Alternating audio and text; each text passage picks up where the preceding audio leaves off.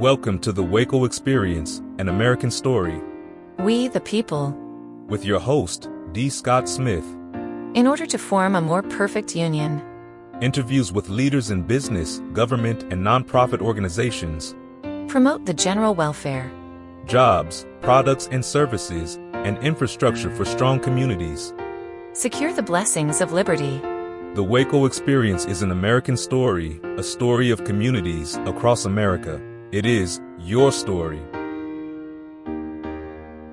You just never know where life's going to take you, and you just have to keep walking through doors as they become open to you. I am grateful for all of those who support and encourage us here at the Waco Experience, an American story.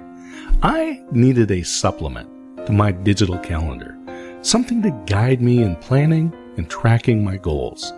The Independent Planner is a notebook-style planner and journal designed for entrepreneurs by an entrepreneur. This 4-month undated system is available on Amazon. Take a look and learn more at independent-planner.com. Friends for Life, for over 35 years, providing support systems and services for seniors and people with disabilities. Learn more at friendsforlife.org. The Aspects of Aging weekly talk show with Christine A. Smith, unscripted conversations with experts. Christine's guests share about products, services, and information about aging, the care economy, and longevity leadership. Watch each Monday live at noon Central or anytime at agingbetternetwork.com. Biddy & Bowes Coffee. Drop in for a hot or cold beverage. Biddy & Bowes provides jobs for people with intellectual or developmental disabilities. Visit them at 110 Franklin Avenue in Waco. The best way to learn guitar is with the Chord Buddy Learning System. This 100% U.S.-made product and Shark Tank winner will have you playing songs in minutes. Shop today at chordbuddy.com. So we are back at the Chamber of Commerce today. This is D. Scott, and you're listening to the Waco Experience, an American story. And today we've got Rachel from KWBU, which is the Waco Public Radio Station. Welcome, Rachel. Hey, thank you so much for having me. All right, let's have you go ahead and introduce yourself, and then let's talk about KWBU. Sure. So my name is Rachel Velasco. I am the Community Engagement Coordinator for KWBU. KWBU is Waco's public radio station, and so we are an NPR affiliate station right here in Central Texas. We cover one single county as our listening area, which is a little bit of an unusual situation for an NPR affiliate station. We have one of the smaller footprints in the nation, actually. But we were one of the largest markets without one 25 years ago when we came online. So we're about to go into our 25th year, 2025, which is a nice even round landmark number. So I like 25. That's good, right? So you hit the quarter century mark. And public radio is it's a phenomenon across all of the country, and really has been going, I'll say, strong across the country for probably about 40 years. I talk to a lot of people, and there's a pretty big misconception about what public radio actually is. And so a lot of folks think that it's government radio, that, you hear the word public radio and that it's funded by the government. And truthfully, what public radio is, it is a communication format that is funded by the public, truly by the actual people that it serves. And so our station is actually a nonprofit, and we don't receive very much money from the government. Corporation for Public Broadcasting provides us what they would consider to be seed money. So it's just a very small portion of funds that is meant to just help with the very basic necessities, but it's not the bulk of our budget by any stretch. It's the smallest piece of our budget. So you mentioned you're an NPR affiliate. Yes. So let's talk about the programming on the station. Sure. So we do we are a subscriber to NPR's programming. So the bulk of the programming we provide is NPR or other public media programming. So that's going to be the landmark programs, which is Morning Edition and All Things Considered. Those are the major news blocks. So that's if you're a listener, you're used to turning on your radio on your drive to work and you're catching NPR's national news coverage. That's happening between 6 and 9 a.m. But we have other programming as well. So we provide classical music during the day. And then additionally, we have all sorts of other news programming that is local or state or even worldwide. So we carry BBC World Service. We carry the Texas Standard, which comes out of Austin. So we have kind of a comprehensive range of news programming as well as some lifestyle programming as well. And let's talk about some of the locally produced programs, because you're a host for one of these programs, yes, which is the Texas Leadership Series. Yes. So the Central Texas Leadership Series is a program that's been around for a while. When I came on board, I was fortunate enough to be able to sort of take this on as a project of my own. And I'm really interested in hearing about the stories of local citizens of our community who maybe aren't the most obvious leaders in town. I mean, we have such an incredible group of people that work to better our community all across in various ways, from business leaders to, our city government leaders to our police chief to, whoever. But there are people who are living everyday lives and they're looking at ways that they can meet challenges in their communities by stepping forward in all different sorts of ways. And so I love hearing their stories, and that's really what that program is about. But we have local news coverage. We have arts programming with a collaboration with Creative Waco. We have Baylor-specific programming that talks about, things that are happening at Baylor. So we have a whole host of different types of local programs that really make Waco kind of the special place that it is. So let's talk a little bit about that relationship with Baylor, because obviously when we look at the call sign, KWBU, people are going to think maybe this is college radio. Right. So originally the call sign was Baylor's radio station. So before it became a nonprofit that was set up through a foundation, that call sign actually belonged to Baylor University as a student radio station. And then in around 2000, there was some discussion about, how do they want to proceed? And so a foundation was set up as a nonprofit, and the station became an NPR affiliate with support of members of the community. So we are no longer a department of Baylor, but Baylor does provide a lot of support for the station. They provide our building, they provide some of our IT services, and they've been a huge supporter of having public radio here in Central Texas. Then let's discuss some of the benefits for the community to have a local NPR affiliate station and the programs that are being created locally here. So I think it can't be underscored how important public radio is to just a functioning community, society, and democracy. It's one of the few places that we are not influenced by outside funding. The funding for the programming comes from the support of individual members of the community. This is a really important distinction between public media and other forms of media that lots of people are really familiar with, right? So, for example, we have a local newspaper, and it's a subscription-based model. So the funding for that is coming from people who buy subscriptions, but they also are getting a huge percentage of their funding through advertising. And I think that's something people are familiar with, right? You see the ads, you see commercials on television. It's a similar situation. The type of reporting any group does is influenced pretty heavily by the people who are funding it. And so there's always going to be layers of bias in any kind of journalism, but public radio and public media in general is one of the few forms of media that has the least amount of outside financial influence in what is reported. And I think this is a concept that people really just don't have an understanding of how these financial models really do impact the type of information that's coming through. Ultimately, public media is beholden to the subscribers, which is the people who are funding it, and that's the individual contributors, which is why you hear us asking all the time for you to come on board and become a contributing listener, because it does mean that we are working for you, the people. We aren't working for an advertiser. We're not working for a corporate board. We're just here really to serve a function in the community to make sure that we're getting the best, highest quality information out to the most number of people possible.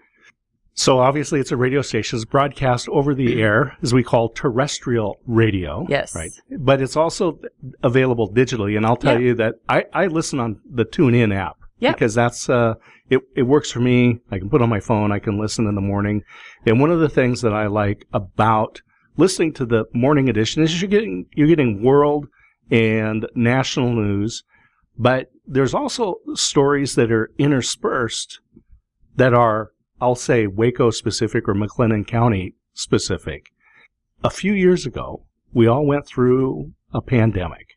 That changed a lot of things for a lot of people. It also affected the radio station.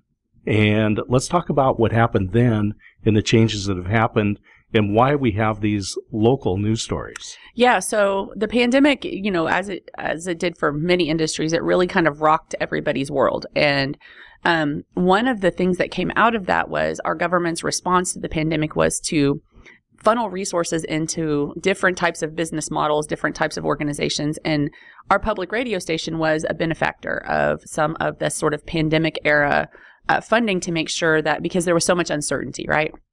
So we had these windfall dollars, and the board of KWBU got together and said, how can we best invest this to serve the people that we serve? I mean, we have a mission, and that is to create an environment where folks that are living and working in McLennan County can get access to information of the highest quality caliber. So how do we increase the access?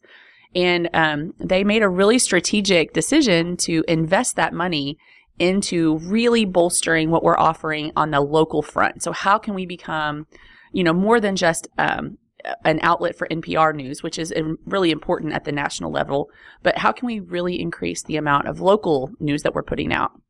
So they came up with this 5-year plan, which if you are a listener, you've heard us talk about on the air, and it's on our website, kwbu.org. But really the investment was, how do we get more local stories, more local perspectives? This is why it's important to have a local station. And so we hired a full-time reporter, which we had never had in the history of the station. We'd always had either part-time reporters or freelance reporters doing stories for us. But now we have a dedicated full-time reporter. And then they brought my position in, which is to be a community engagement person. And what does that mean, community engagement? It means lots of things. It means talking to people and finding out what's important to them, being present in the community so that we can have a way to hear what people are needing or wanting from their public media. And so they created these 2 roles, and then we got to work doing all kinds of different research. We have had some different consultants come in to help guide, how do we best meet the needs of the people? Well, how do you know if you don't know what the needs of the people are? So we've really put that money to good work to try to figure out how can we really hone in and target on what our real mission is, and that is to be a resource for our local community, bringing worldwide perspectives, statewide perspectives, but also that local piece. So today's guest on the Waco Experience, an American Story, Rachel Velasco from KWBU Radio. And so as the community engagement coordinator, which was one of the 2 roles that was created with the new 5-year plan that fell out from money that arrived at the station due to COVID. So a direct benefit to the community. The board decides we're going to put together a plan. And a big part of the funding, if people go to kwbu.org, you'll look at the breakdown you can click right at the top. It tells you, here's the 5-year plan. It's very simple. This is not one of those 50-page documents you're going to weed through.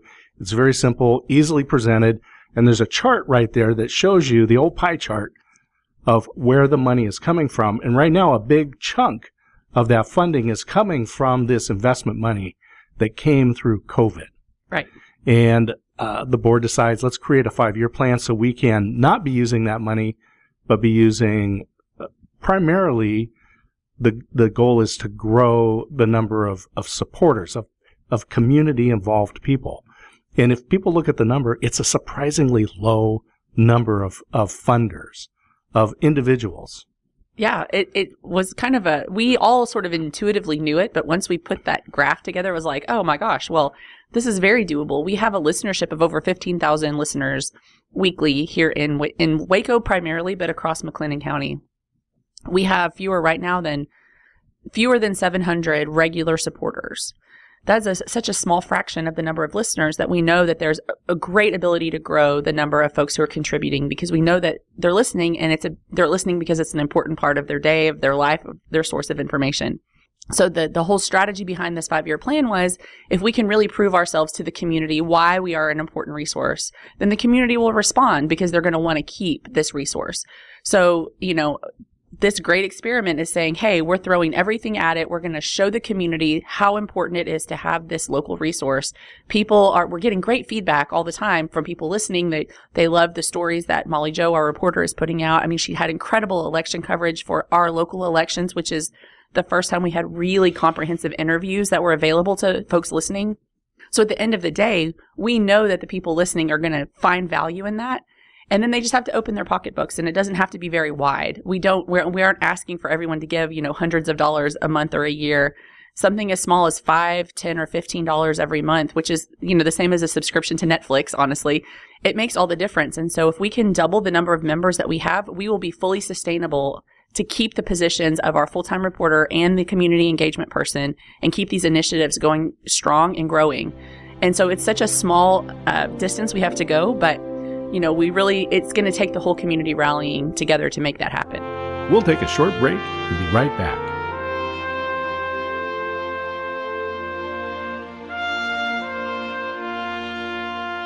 So, Rachel, let's talk about your journey into radio, because as we've talked in the past, you were not growing up in radio. No. You didn't graduate college and work at the college radio station, work at the local station. You haven't been a part of a big network affiliate. Nope. And now you're the community engagement coordinator and host of Central Texas Leadership Series. How did that happen? It's such a good question. I ask myself often. I tell my own personal children this a lot. I'm like, you just never know where life's going to take you, and you just have to keep walking through doors as they become open to you. And that's really how I got here. I've been in Waco for, 20 years now. That seems crazy to say, but I've lived here longer than I've lived anywhere else in my life. I went to school originally to be a high school English teacher, and I did. I taught at Waco High briefly.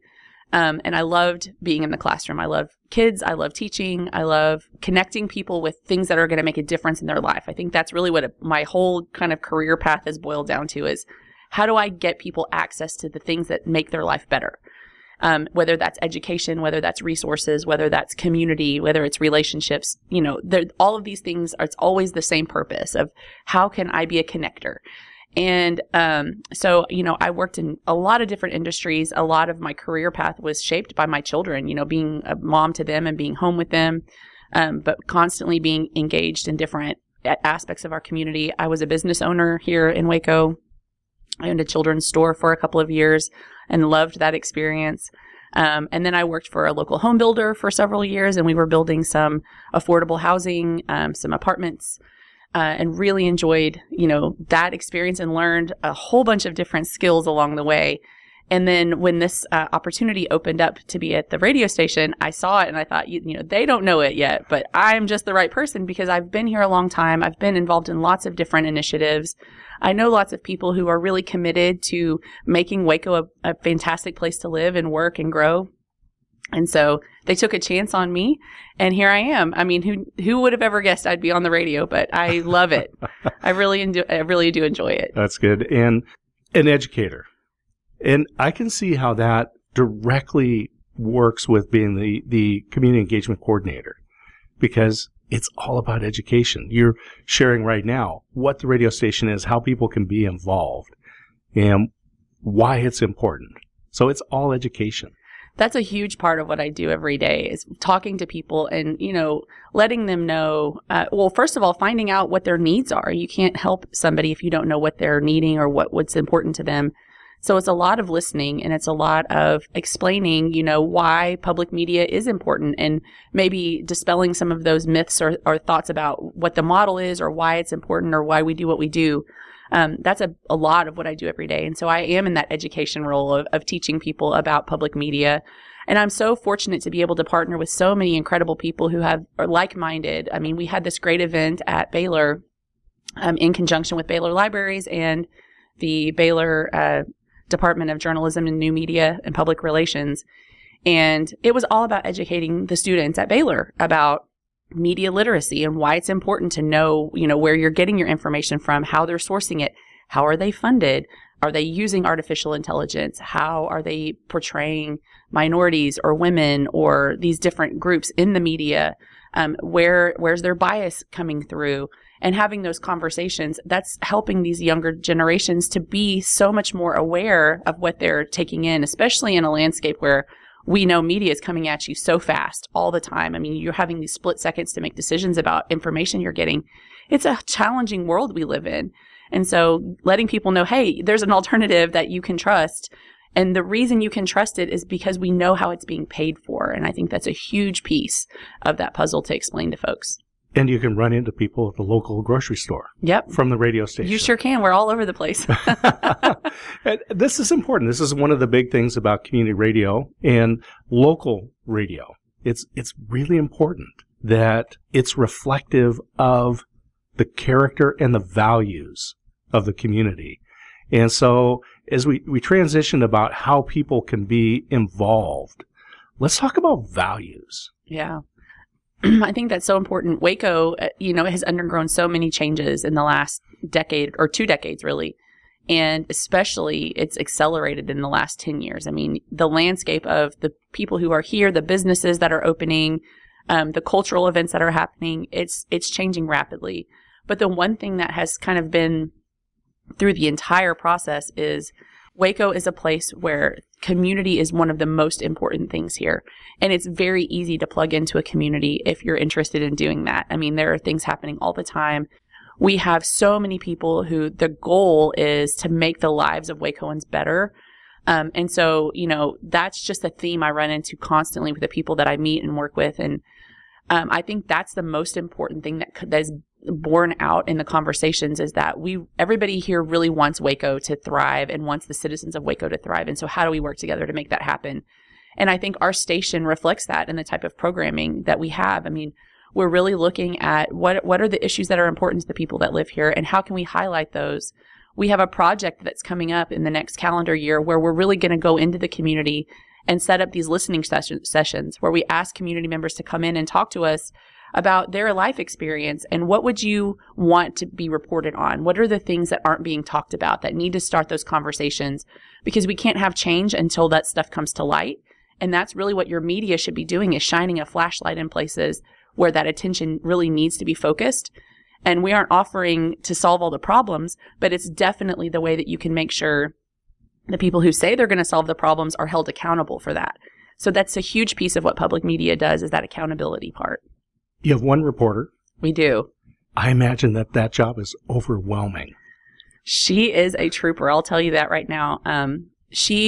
I will say, anytime, journalism is hard no matter where you are, whether you're in a team or by yourself, but journalism as a team of one is super duper hard. She is plugged in with the newsroom at the Texas newsroom, so she meets with them weekly. She gets to collaborate with other journalists that are working and toss ideas back. But she's doing all of that with the lens of, this is what they're doing in Austin. It doesn't necessarily apply to Waco. I'm getting advice from them, but ultimately she makes the decision about what is important for Wacoans. And she's just tenacious and she doesn't stop. And I think we're so fortunate to have her because she really wants to find out. She's new to Waco, which I think is an advantage for her, honestly, because she can come in with fresh eyes and she has no preconceived notions about anything that's going on. So she asks questions and she meets people and she hears their stories. And I think we're so fortunate to have someone who is so invested in just digging into, what really is the meat of what's important to the people who live here. I love the listening stations idea. Yeah. I think this is a great concept because, again, it's connecting the voice of the community, which is the individuals, together with an opportunity to amplify that message. Let's just talk a little bit about, as we transition, how do people get involved in the station? What kind of things can they do to participate? There are so many ways you can get involved. I mean, the simplest and, least impactful to a person's day-to-day would be just to contribute, right? So you can go on our website, kwbu.org, and you can make a contribution. It can be a one-time monetary contribution. It can be a recurring. You can set it up however you like. But that's the easiest, like, set it, forget it kind of a way. And you're doing your part and you're, helping to bring this resource to the community. But we also have a lot of other ways that you can get involved. We are really working to get more partnerships for different events, ways that people can get together and meet other folks who are interested in conversation, who are interested in ideas. So we have meetups all the time in all different ways. We have a book club that meets once a month that's in conjunction with our Likely Stories book reviews that we air on the station.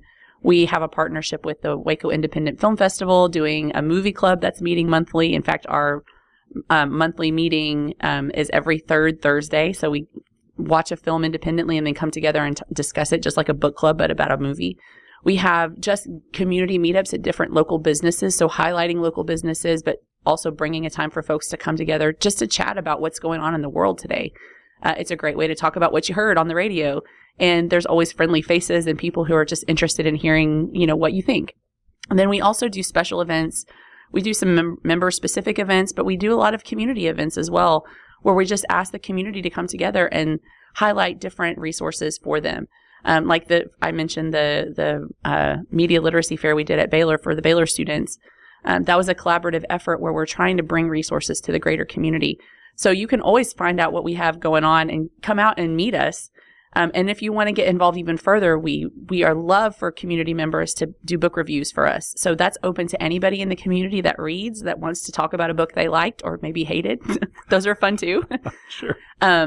Or you can come and volunteer with us. We always have different events going on, and we can use hands to help answer phones or to come out and greet people at an event that we're doing. So really, the choice is yours. I mean, we have an entire buffet of ways that you can get involved. So the movie club, it was new. When I heard that, I thought, well, this is very cool, because a lot of people would go to, they want to be a part of a book club because of the social aspect of it, and then they'd watch the movie and come back. So this is just a realization of what's going to happen anyway. So the movie club is great.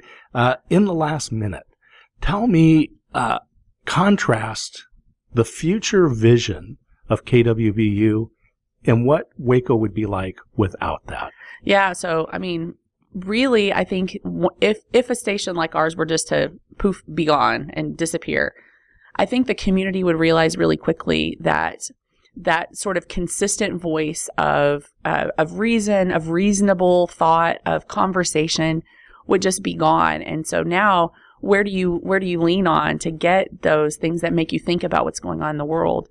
We like to say that KWBU is a window to Waco, and for Waco to have a window to the world. It goes both ways. And so if those blinds close now, where is that transparency? Where is that accountability? There are certainly other outlets, but this is, I think, a crucial outlet because it is something for the people, by the people. And I think in a time that's so divisive right now in our community, it's refreshing to know that there's a place that you can go and support with your dollars and then have a direct voice in what is happening. We get feedback from listeners all the time about stories that they would like to hear, or about programming that they would like or that they don't like.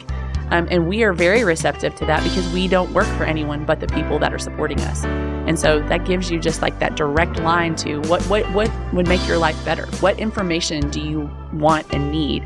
We're going to try our very best to provide that to you.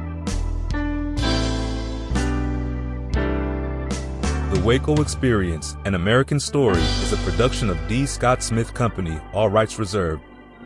Thank you for listening.